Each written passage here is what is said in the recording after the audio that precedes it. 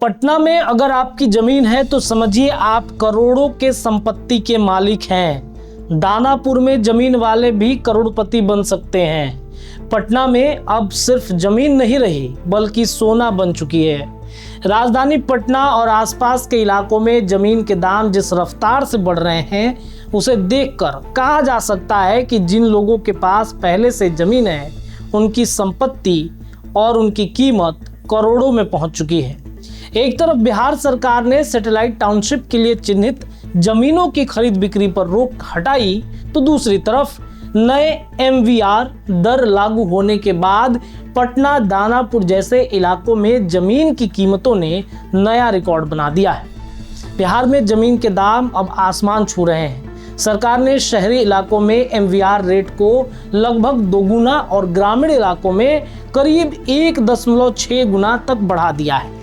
नई दर लागू होने के बाद पटना के कई प्रमुख इलाकों में जमीन की कीमत करोड़ों रुपए तक पहुंच गई। अब राजधानी पटना के फ्रेजर रोड इलाके की बातचीत करें तो इस इलाके में एक कट्ठा जमीन का सर्किल रेट करीब 1.25 करोड़ रुपए से बढ़कर 3 करोड़ रुपए पहुंच गया है।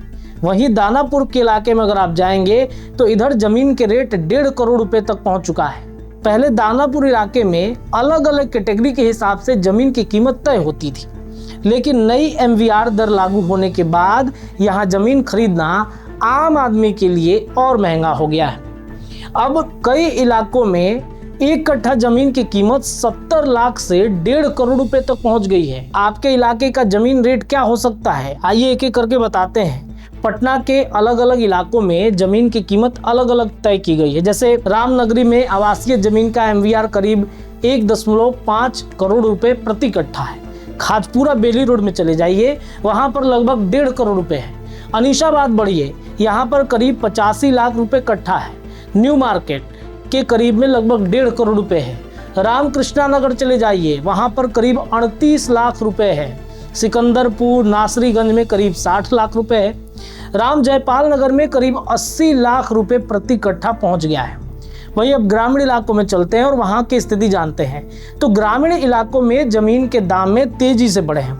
जैसे बिहटा में अलग अलग कैटेगरी के हिसाब से एक कट्ठा जमीन का एमवीआर लगभग 10 लाख से 19 लाख रुपए तक पहुंच गया है। वहीं मनेर में यह करीब 3.5 लाख से 19 लाख रुपए तक पहुंच गया है।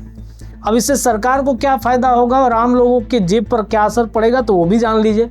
तो जमीन की जो नई दरों से सरकार को रजिस्ट्रेशन और स्टाम्प ड्यूटी से मिलने वाले राजस्व में बढ़ोतरी की उम्मीद है, लेकिन इसका सीधा असर आम लोगों पर पड़ेगा। अब जमीन खरीदना, फ्लैट लेना या प्लॉट की बुकिंग, रजिस्ट्री पहले से ज़्यादा महंगा हो गया है।